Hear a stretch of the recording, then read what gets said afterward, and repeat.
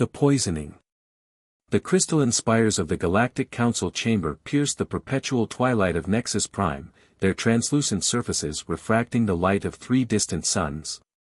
Ambassador Carlos Vance stood before the assembled representatives of countless civilizations, his black suit crisp and unwrinkled despite the chamber's humid atmosphere. The Earth emblem on his lapel caught the ambient light, a subtle reminder of humanity's growing influence in galactic affairs. "We come not as conquerors," Carlos's voice resonated through the vast amphitheater, "but as partners in prosperity. Earth seeks cooperation, not dominion." His words, carefully chosen after months of preparation, carried the weight of humanity's future among the stars. The chamber, carved from ancient crystalline rock that predated most civilizations present, housed delegates from over 300 species. Some floated in anti-gravity pods, others stood on specialized platforms, and a few existed as pure energy contained within specialized fields. Yet all attention focused on the human diplomat who dared to propose a revolutionary change in galactic politics. In the upper tiers, Lord Rallo of the Zenari Imperium watched with barely concealed contempt. His scaled form shifted, causing light to ripple across his metallic epidermis. The Zenari, one of the oldest spacefaring races, had long viewed humanity's rapid advancement with suspicion. Their empire, spanning 12 star systems, had taken millennia to build. Yet these upstart humans had achieved faster-than-light travel barely 2 centuries after discovering electricity. Carlos continued his address, outlining a proposal for open trade routes and shared technological development. "Together, we can usher in an era of unprecedented growth. Let today mark the dawn of unity, where artificial boundaries between our species fade before the limitless potential of cooperation." A murmur rippled through the assembly. Several delegates nodded approvingly, while others engaged in heated discussions with their aides. The Kellner representative, a being of feline grace and wisdom, spoke in support of the proposal. The Arcturnians, silicon-based lifeforms known for their cautious nature, requested time to analyze the implications. Lord Rallo remained silent, but his amber eyes narrowed as he observed his aide, Vextar, slip away from their delegation's platform. The movement went unnoticed amid the growing debate, lost in the shuffle of diplomatic procedures and ceremonial formalities. As tradition dictated, the conclusion of major proposals was marked by the sharing of unity nectar, a symbolically important ritual dating back to the Council's founding. Crystalline chalices were distributed, their contents swirling with bioluminescent particles, a drink carefully formulated to be safe for all known species. Carlos raised his chalice, the iridescent liquid catching the light. "To unity," he proclaimed, his voice carrying the hope of billions back on Earth. But as he brought the chalice to his lips, something caught his attention, a barely perceptible shift in the liquid's normally stable glow. Years of diplomatic training had honed his instincts. Something was wrong. Yet protocol demanded he drink, and hesitation could be interpreted as an insult to the entire council. In that split second, Carlos made his choice. The fate of human-alien relations outweighed his personal safety. He drank. The effect was almost immediate.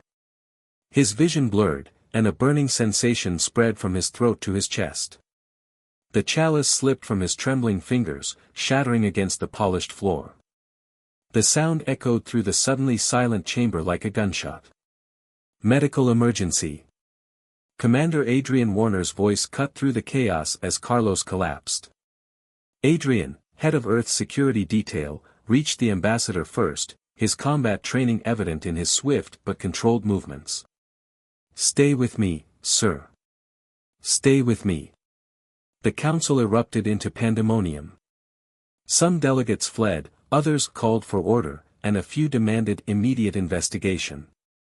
The Zenari delegation remained conspicuously still, Lord Rallo watching the scene unfold with an unreadable expression. Medical teams converged on Carlos's position, their advanced diagnostic equipment humming to life. "Neurotoxin," one of the medics announced, their multi-limbed form working efficiently to stabilize the ambassador. "Fast-acting and sophisticated. This wasn't random, it was specifically designed to target human physiology. Adrien's jaw clenched as he processed this information. His gaze swept the chamber, noting the Zenari aides return to their delegation's platform. The timing was too perfect to be coincidental. Ambassador Vance requires immediate specialized care, the head medic declared. We need to transfer him to the Earth vessel Lioness. Our facilities here aren't equipped to handle human-specific toxins of this complexity. As medical drones carefully lifted Carlos onto a hover stretcher, Adrien activated his secure comm link. Admiral Thorne, sir. We have a situation. Ambassador Vance has been poisoned. Request immediate clearance for emergency medical transport. The response was immediate. Clearance granted, Commander. Get him here now. I want a full report once he's stabilized. Security teams formed a protective corridor as Carlos was rushed to the waiting shuttle. Council security drones buzzed overhead, their sensors scanning for additional threats. The Kellner representative attempted to approach but was firmly held back by Earth security detail. Lord Rallo and his delegation began to withdraw, but Adrien's voice stopped them. Lord Rallo, the Earth delegation formally requests your presence during the investigation. The Zenari Lord turned, his scales shifting color slightly, a sign of agitation in his species. Are you accusing us of something, Commander Warner? Not at all, my lord. We simply wish to ensure all protocols are followed, properly. Adrien's tone was professional, but his meaning was clear.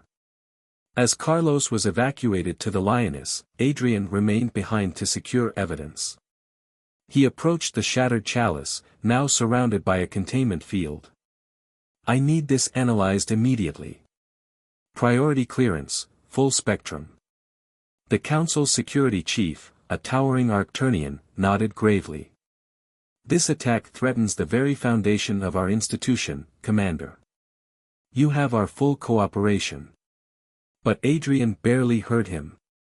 His attention was fixed on a small data chip he'd noticed partially hidden beneath the delegate's platform, exactly where the Zenari aide had been standing earlier. With practiced casualness, he retrieved it, making sure his body blocked the action from nearby security cameras. Hours later, aboard the Lioness, Admiral Paul Thorne stood in his private quarters, reviewing the preliminary reports. Carlos lay in medical stasis, his condition critical but stable. The toxin had been identified, a sophisticated compound that attacked human neural pathways while remaining harmless to most other species. The data chip contained access codes to the Council's ceremonial drink dispensary, Adrien reported, standing at attention before Thorne's desk. They're authenticated to the Zenari delegation's security clearance. Thorne's expression darkened. They're testing us, Commander. Testing our resolve, our response to provocation. He turned to the viewport, watching distant stars. The Zenari have always viewed us as upstarts, unworthy of our place in galactic politics. This was meant to put us in our place. Your orders, sir. For now, we maintain diplomatic channels. Let them think we're cowed, focused on saving our ambassador. Thorne's voice hardened. But begin preparations. Quietly. When we respond, it won't be with words. As if to emphasize his point, a priority message flashed across his terminal. The Zenari delegation had already left the Council station, citing diplomatic immunity. They departed before the analysis of the poison was complete.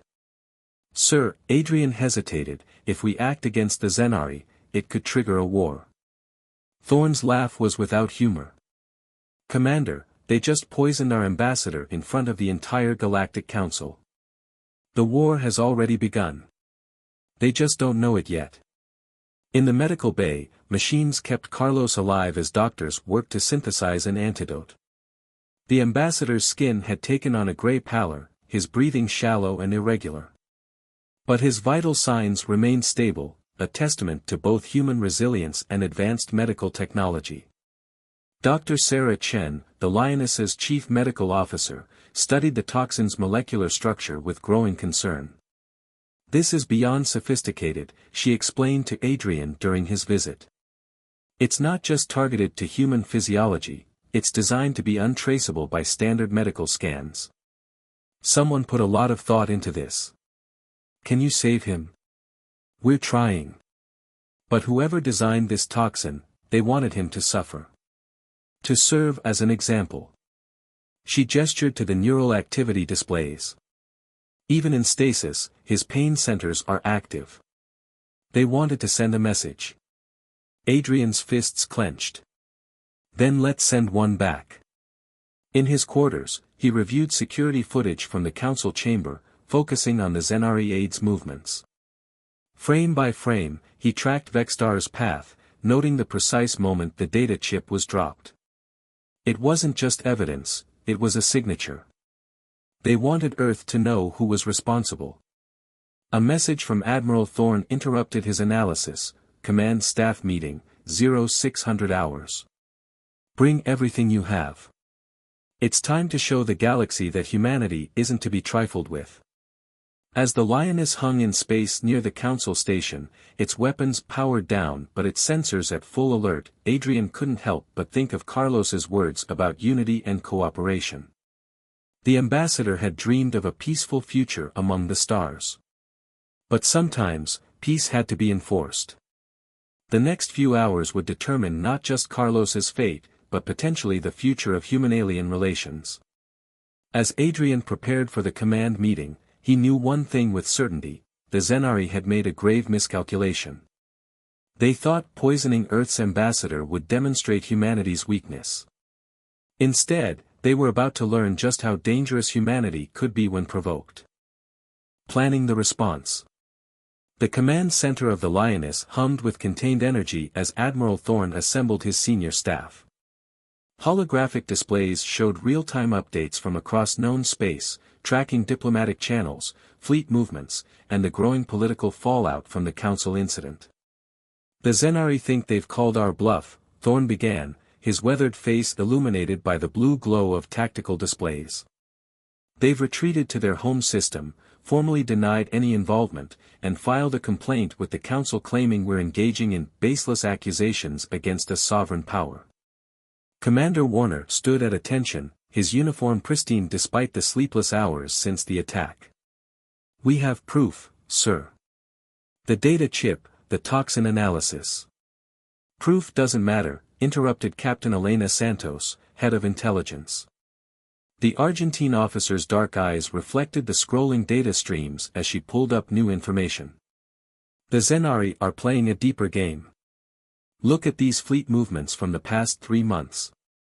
The holographic display shifted, showing patterns of Zenari military exercises. What initially appeared random began to form a clear picture. They had been systematically testing Earth's response times, probing defense patterns, and gathering data on human military capabilities. The assassination attempt wasn't impulsive, Elena continued. It was calculated. They've been preparing for this, waiting for the right moment to demonstrate our supposed weakness to the galactic community.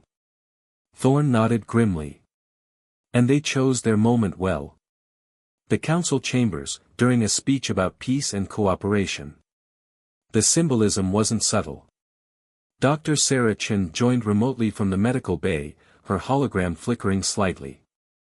Ambassador Vance's condition has stabilized, but the toxin is unlike anything in our databases. It's not just attacking his nervous system, it's adapting to our treatments. Someone put years of research into developing this. The implications hung heavy in the air. This wasn't just an assassination attempt, it was a pre-planned first strike in what could become a much larger conflict. What are our options? Thorne asked, his voice cutting through the tension. Lieutenant Colonel Damon Holt, newly arrived from Earth Special Operations Command, stepped forward. The scarred veteran activated a classified intelligence briefing with a gesture. The Zenari have 3 major military installations in their home system. Their orbital defense platform above Zion Prime is their pride and joy, supposedly impenetrable. Supposedly, Adrien noted, studying the technical readouts. Every fortress has a weakness, Holt continued. We've identified a vulnerability in their sensor grid. Their automated defense systems are programmed to prioritize large-scale threats, capital ships, fighter squadrons, the usual. But a small team, inserted precisely. He let the implication hang. Captain Santos pulled up additional intelligence. Our deep cover assets in the Zenari Imperium confirm they're not expecting retaliation. Their cultural philosophy views diplomatic assassination as a legitimate political tool. They expect us to protest through official channels, maybe impose some trade sanctions. Then they fundamentally misunderstand humanity, Thorne said quietly. Commander Warner, you worked closely with Ambassador Vance. What would he advise in this situation? Adrien considered carefully before responding. The ambassador believed in peace, sir, but not at any cost. He often said that true diplomacy requires both parties to understand the consequences of failure. Right now, the Zenari think they can act with impunity. Agreed. Thorne turned to the assembled officers. I want options. Not just for retaliation, for sending a message that will resonate across the galaxy. Humanity will not be relegated to a footnote in galactic history. The next hours were filled with intense planning. Lieutenant Colonel Holt's Special Operations team began studying detailed schematics of Zenari installations, identifying insertion points and critical vulnerabilities. Commander Warner worked with fighter squadron leaders to develop new tactical approaches that could overwhelm the supposedly impenetrable orbital defenses. In the medical bay, Dr. Chen made a breakthrough. The toxin's adaptive properties aren't random, she reported. They're following a predictable pattern. Give me 48 hours, and I might have an antidote. You have 24, Thorne replied. That's when we move. The plan that emerged was audacious. While the Zenari expected diplomatic posturing, Earth would demonstrate its technological prowess and military precision. The objective wasn't just to strike back, it was to fundamentally reshape how humanity was perceived in galactic politics. 3 simultaneous strikes, Holt explained, outlining the operation. My team infiltrates their primary military research facility, targeting their weapons development programs. Commander Warner's fighters eliminate the orbital defense platform, proving it's not as impenetrable as they claim. Meanwhile, a synchronized cyber attack disrupts their communications network. Casualties? Thorne asked. Minimal, if we time this right. This isn't about slaughter, it's about sending a message. We go in quiet, hit hard, and leave them wondering how we did it. As the planning continued, diplomatic channels remained active. Earth's representatives filed formal protests with the Galactic Council, maintaining the appearance of following traditional procedures. The Kellner Alliance, longtime human allies, offered to mediate the dispute. But in secure facilities across Earth's sphere of influence, military assets were quietly mobilizing. Special operations teams were recalled from long-range patrols. Fighter squadrons ran combat drills with updated parameters matching Zenari defense systems. Intelligence officers compiled detailed psychological profiles of key Zenari military commanders. 20 hours into the preparation, Dr. Chen delivered promising news. We've synthesized an antidote. Initial tests are positive. Another few hours of refinement, and we can begin treatment. Thorne allowed himself a small smile. Well done, Doctor. Keep me updated on the ambassador's condition. His recovery will be another message to our Zenari friends, their best shot wasn't good enough. In his private quarters, Adrien reviewed combat footage from previous encounters with Zenari forces. Their ships were heavily armored, their tactics relied on overwhelming force, and their commanders were trained to expect enemies to follow predictable patterns of engagement. They're fighting the last war, he realized, making notes for his squadron leaders. Their entire defensive doctrine is based on repelling large-scale assaults. They're not prepared for precisely targeted strikes. A priority message from Earth Command arrived, encoded at the highest level. After decryption, the message was brief: Operation authorized. Full autonomy granted. Remind them why humanity survived its own violent history. As the 24-hour mark approached, final preparations were made. Holt's team conducted equipment checks, ensuring their stealth systems could bypass Zenari sensors. Fighter squadrons ran last-minute simulations of the orbital attack run. Communication officers established encrypted channels that would coordinate the simultaneous strikes. In the medical bay, Ambassador Vance showed the first signs of improvement as the antidote began to counteract the toxin.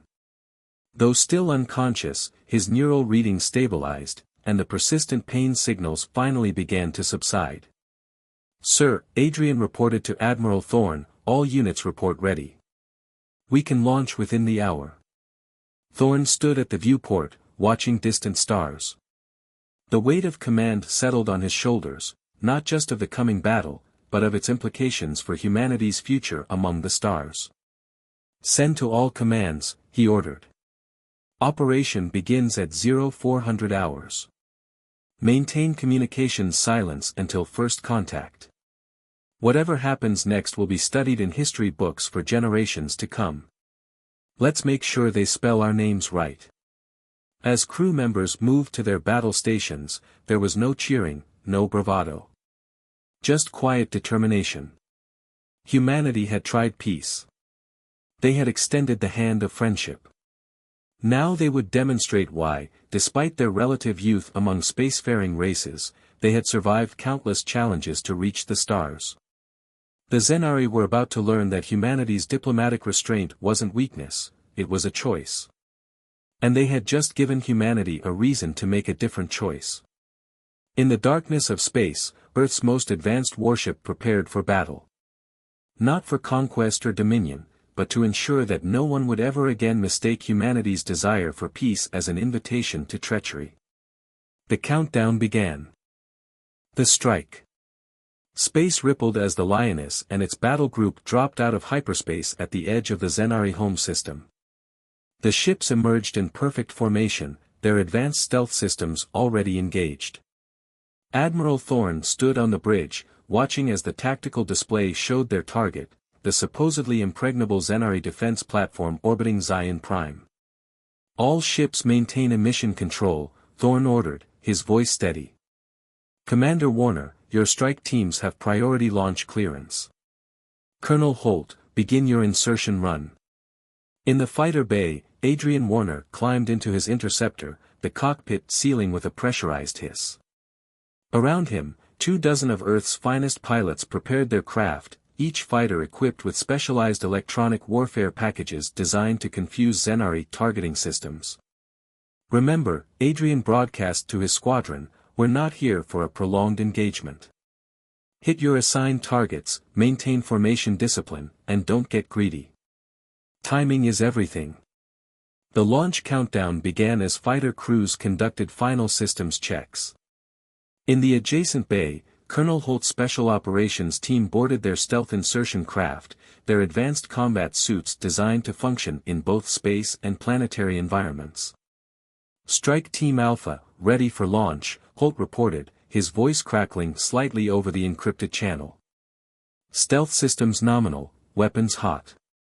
At exactly 0400 hours, Operation Righteous Response began. The fighter bay doors opened silently into space, and Warner's squadron launched in precise sequence. Each fighter's engines were modified to minimize their energy signature, making them nearly invisible to standard detection systems. Meanwhile, Holt's insertion craft detached from the Lioness's ventral hold, its experimental phase shift drive engaging. The technology, still classified at the highest levels, allowed the craft to partially exist out of normal spacetime, making it virtually undetectable. First phase initiated, Captain Santos reported from her intelligence station. "Cyber warfare package deploying, now." Across Zenari space, carefully crafted computer viruses began infiltrating their communication networks. The code, designed to mimic routine system updates, slowly spread through their defense grid like a digital cancer.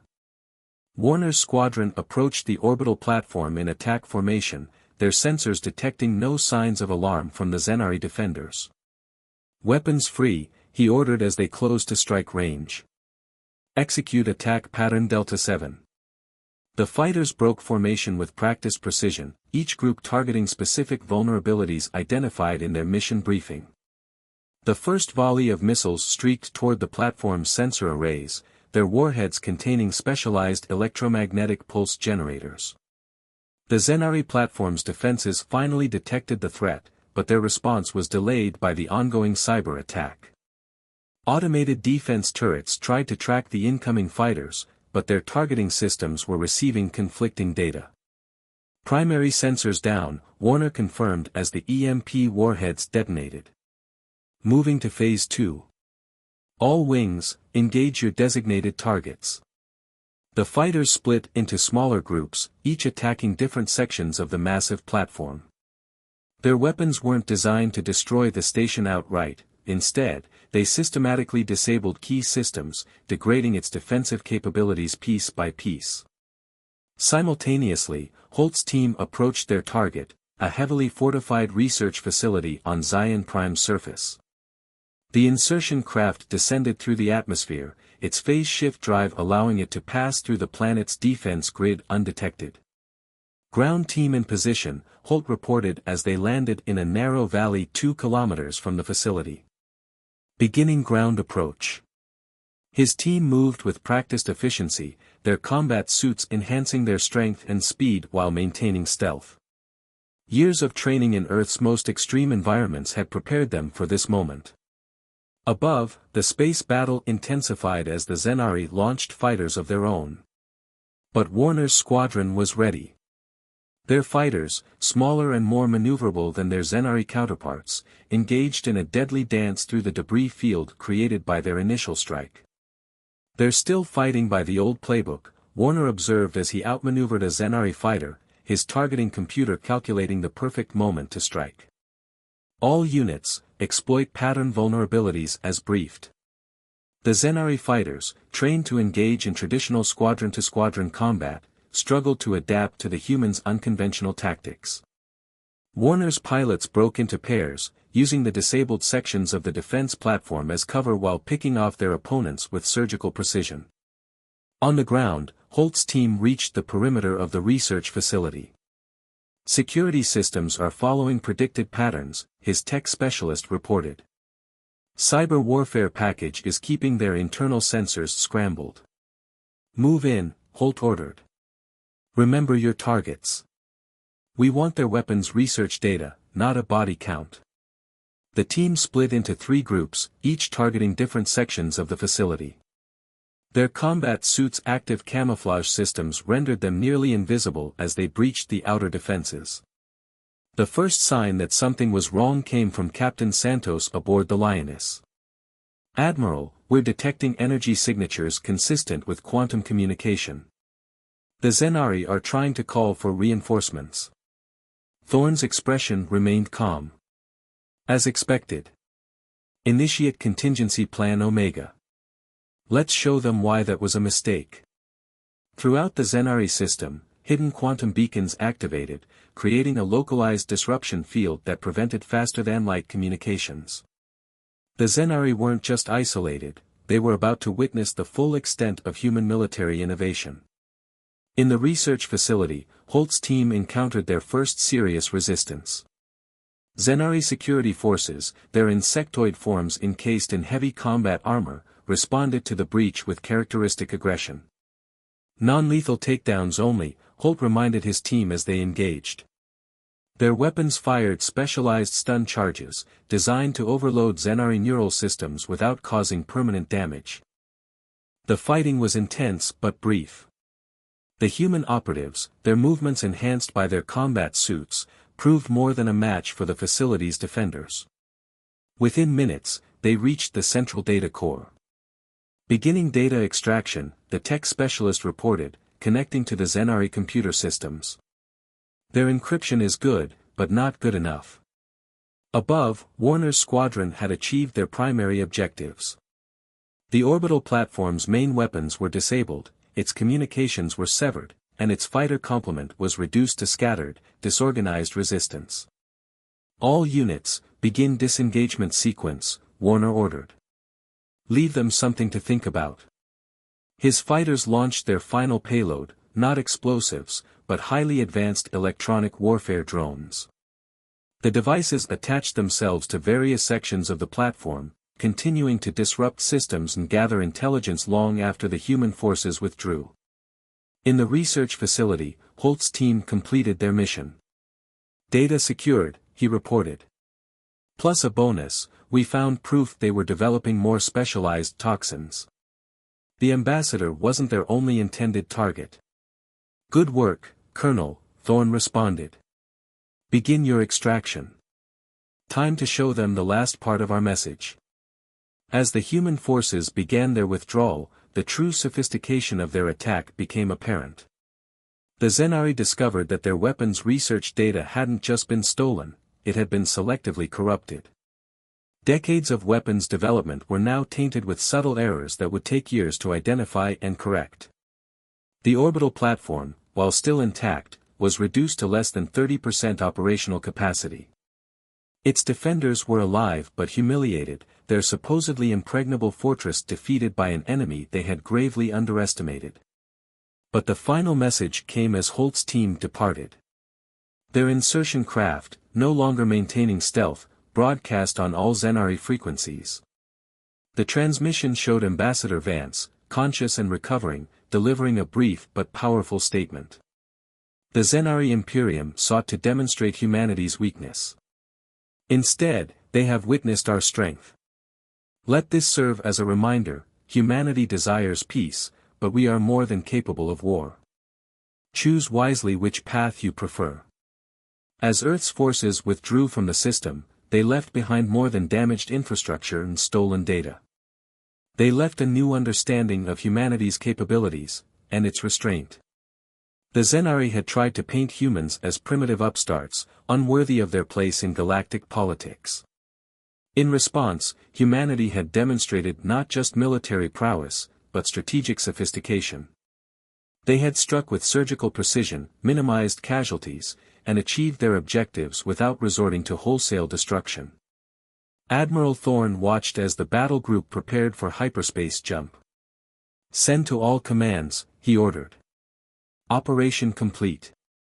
Well done, everyone. The galaxy just changed. In the fighter bay, Warner's pilots conducted post-mission checks, their conversations focused not on victory celebrations but on analyzing their performance and identifying areas for improvement.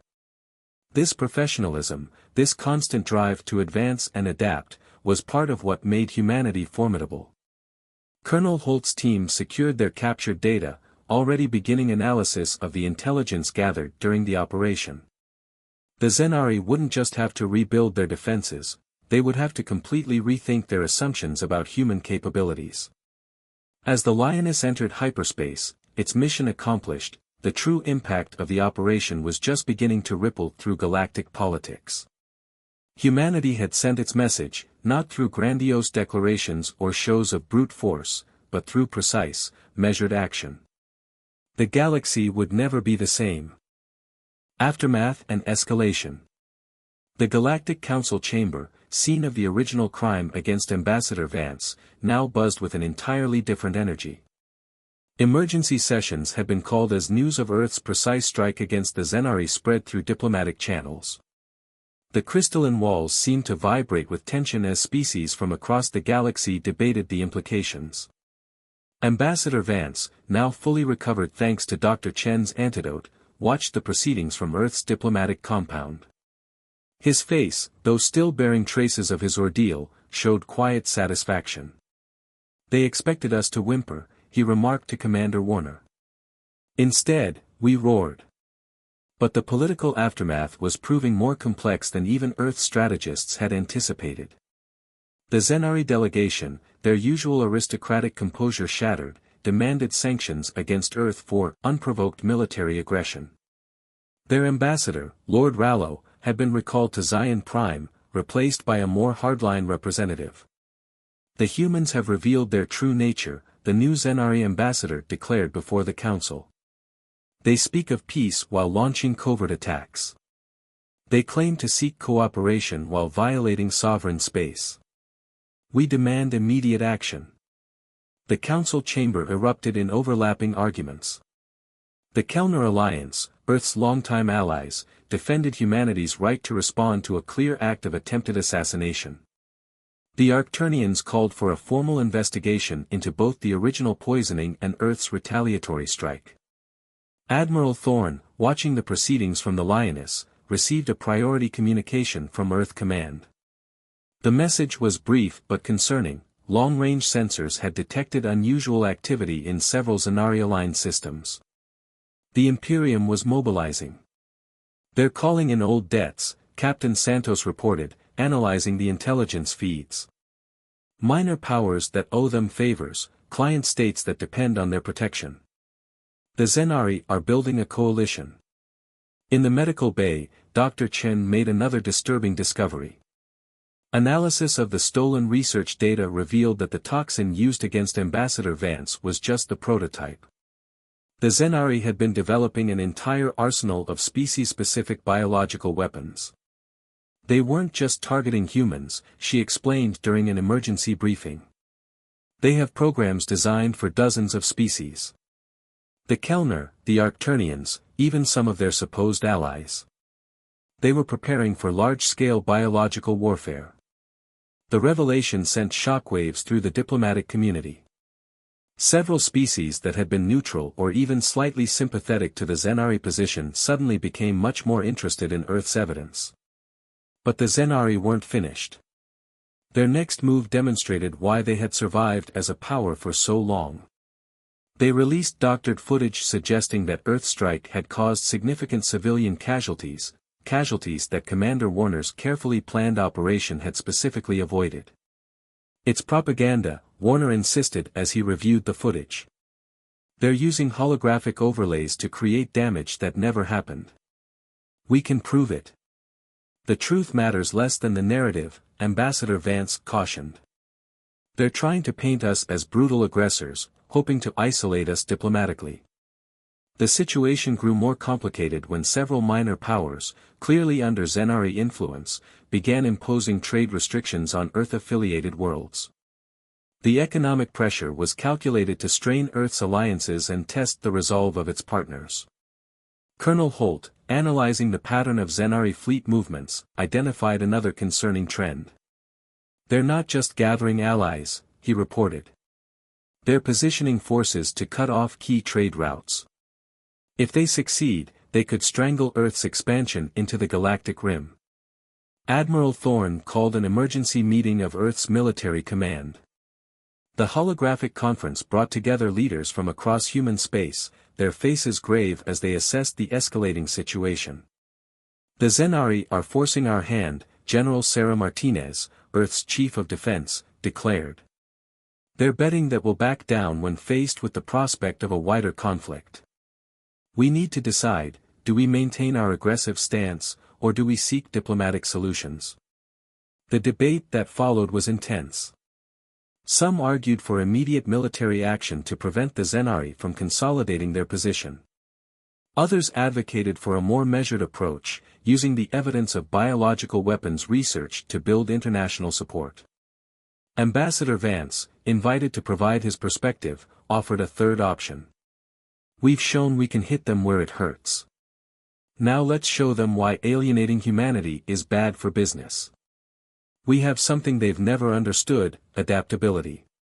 His proposal was audacious. Rather than engaging the Zenari directly, Earth would rapidly develop alternative trade routes, establish new alliances, and demonstrate economic and technological innovation that would make the Zenari coalition irrelevant.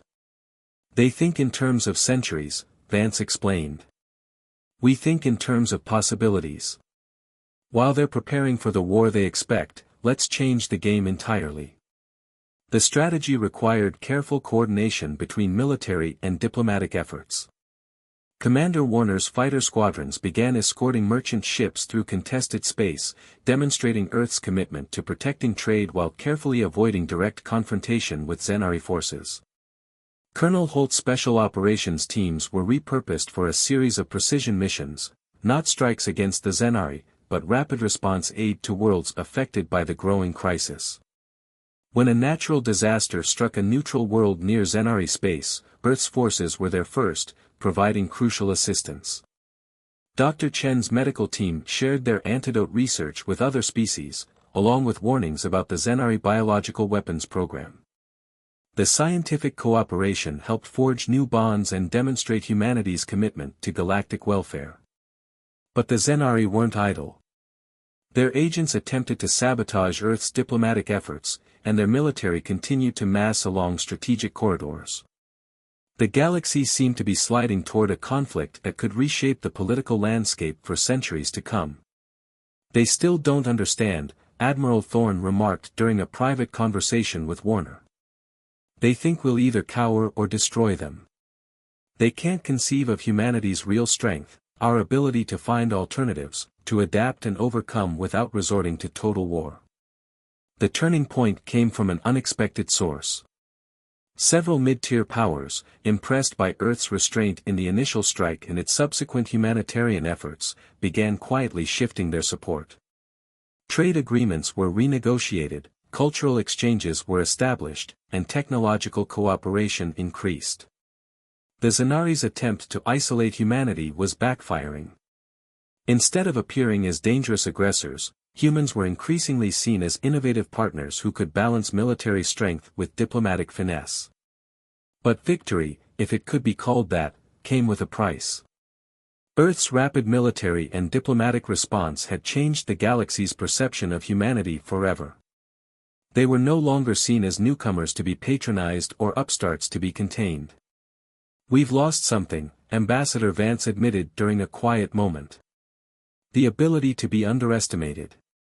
From now on, every species will watch us more carefully, analyze our every move." "Good," Commander Warner replied. "Let them watch. Let them learn that humanity's greatest weapon isn't our technology or our military might. It's our refusal to be bound by their expectations." As the immediate crisis began to stabilize, the long-term implications of Earth's actions were just beginning to become clear. The galaxy was entering a new era, one where the old powers would have to adapt to humanity's dynamic presence or risk becoming obsolete. The Zenari had sought to put humanity in its place. Instead, they had forced the galaxy to recognize that humanity would define its own place among the stars. New Dawn. 6 months after Earth's surgical strike against the Zenari Imperium, the galaxy had transformed in ways few could have predicted. The crystalline spires of the Galactic Council chamber witnessed a historic session as Ambassador Carlos Vance once again took the podium, this time to present evidence that would reshape galactic politics forever. "Distinguished representatives," Vance began, his voice stronger than ever, "today we present conclusive proof of the Zenari Imperium's biological weapons program. Not as an act of vengeance, but as a call for reform. The old ways of silent assassinations and proxy conflicts must end." The evidence was irrefutable.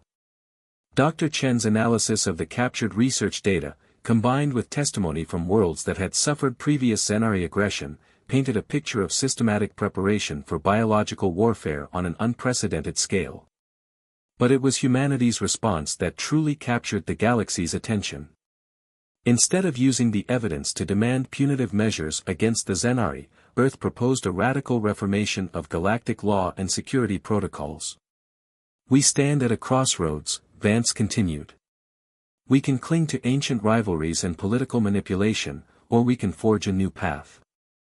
Earth proposes the creation of the Galactic Security Council, an independent body with real power to investigate and respond to acts of aggression." The proposal was revolutionary. The new council would include representatives from major and minor powers alike, with rotating leadership and transparent protocols. More importantly, it would be backed by a rapid response force drawn from multiple species, trained to handle everything from diplomatic security to disaster relief. Commander Warner, watching from the gallery, couldn't help but appreciate the elegance of the solution. "We're not just changing the rules," he remarked to Colonel Holt. "We're changing the game itself." The Zenari delegation, now led by a moderate faction that had gained power after the exposure of their military leadership successes, found themselves in an impossible position. Opposing the proposal would only confirm their guilt, while supporting it would mean accepting restrictions on their traditional methods of exercising power. Admiral Thorne, who had overseen the operation that started this chain of events, participated in the discussions remotely. The Zenari thought they were dealing with simple warriors, he observed. Instead, they found themselves facing opponents who understood that true power comes from building systems, not just winning battles. The reforms weren't limited to security matters. Earth's demonstration of rapid technological adaptation and flexible alliance building had inspired other species. The Kellner Alliance proposed new protocols for technological sharing and joint research initiatives. The Arcturnians, traditionally isolationist, began establishing cultural exchange programs. Dr. Chen's medical team had expanded their work beyond countering biological weapons. The cooperation forced by the crisis had led to unprecedented advances in xenomedicine. We're learning more about each other's biology in months than we did in decades of formal research, she reported during a conference that brought together medical experts from 30 species. But the most profound changes were cultural. The Zenari crisis had forced the galaxy to confront questions about power, progress, and coexistence. Humanity's response, measured force followed by innovative diplomacy, had demonstrated a different way of thinking about interstellar relations. Colonel Holt's Special Operations teams were transformed into the core of a new multi-species rapid response force. We're teaching them our adaptability, he explained during a training session with alien recruits, while learning from their centuries of experience. It's creating something entirely new. The Zenari themselves were changing. Their younger generation, exposed to new ideas and opportunities through increased contact with other species, began questioning traditional power structures. The Imperium's rigid hierarchy faced internal pressure to reform. They wanted to prove we didn't belong among the stars, Commander Warner noted during a strategy session.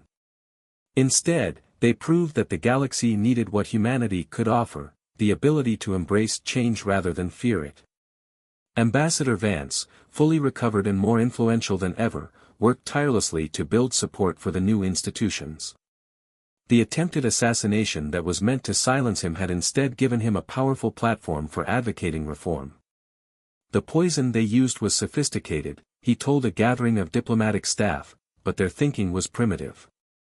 They believed that fear and force were the only languages the galaxy understood. We proved there are other ways to be strong. Admiral Thorne's prediction that the galaxy would never be the same had proved prophetic, but not in the way anyone had expected. The crisis had accelerated changes that had been building for generations, creating opportunities for species that had long been marginalized by traditional power structures. The new Galactic Security Council held its first session 1 year after the Zenari crisis began. Representatives from 27 species, including a reformed Zenari delegation, gathered to establish protocols for preventing future conflicts and fostering cooperation. Commander Warner, now serving as Earth's military liaison to the Council, found himself working alongside former adversaries to design joint training programs and security protocols. The Zenari military experts, their initial arrogance tempered by recent events, proved to have valuable insights once they abandoned their rigid traditional doctrine. Dr. Chen's research into the Zenari toxin led to breakthroughs in understanding how different species' biological systems interacted. The knowledge was now being used to develop new medical treatments and environmental adaptation technologies, turning a weapon of assassination into a tool for healing. In the end, the galaxy had been transformed not by overwhelming force or political manipulation, but by the introduction of new ideas and new ways of solving problems. Humanity's greatest contribution wasn't their military prowess or technological innovation, it was their ability to imagine and implement alternatives to traditional power structures. Ambassador Vance, speaking at the inauguration of the new council headquarters, summarized the change. The Zenari sought to teach humanity its place in the galaxy. Instead, they learned that one's place isn't determined by age or tradition, but by what you contribute to our shared future. The attempted assassination that was meant to humble humanity had instead sparked a renaissance in galactic cooperation. The stars themselves seemed brighter, as if reflecting the hope of a new era where strength was measured not by the ability to dominate, but by the capacity to adapt and grow. As ships from dozens of species gathered for the inaugural ceremony of the Galactic Security Council, their crews representing the most diverse collection of civilizations ever assembled for a peaceful purpose, Admiral Thorne watched from the Lioness's bridge. Not bad, he mused, for a species that was supposed to know its place. The galaxy had indeed changed forever. But unlike the Zanari's fears, humanity hadn't conquered or dominated. Instead, they had done something far more profound. They had shown that the future belonged not to those who clung to power, but to those who were willing to imagine better ways of wielding it. The stars stretched endlessly before them, no longer divided into territories and spheres of influence, but united in the promise of what they could achieve together. It wasn't the end humanity's challenges among the stars. But it was, perhaps, the end of the old ways of facing them. And that, in itself, was a victory worth celebrating. The end.